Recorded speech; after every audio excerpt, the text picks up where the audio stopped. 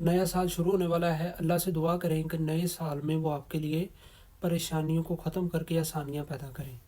ہر سال کا اختتام ہمیں ایک خاص لمحہ فراہم کرتا ہے، جہاں ہم گزرے ہوئے وقت پر غور کرتے ہیں، اپنی کامیابیوں پر مسکراتے ہیں اور اپنی ناکامیوں سے سبق لیتے ہیں۔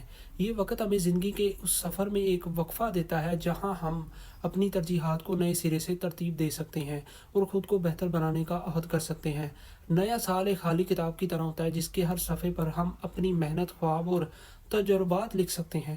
یہ ہمیں موقع دیتا ہے کہ ہم اپنے ماضی کی تلخیوں کو چھوڑ کر امید کے ساتھ نئے خوابوں کو تعمیر کریں۔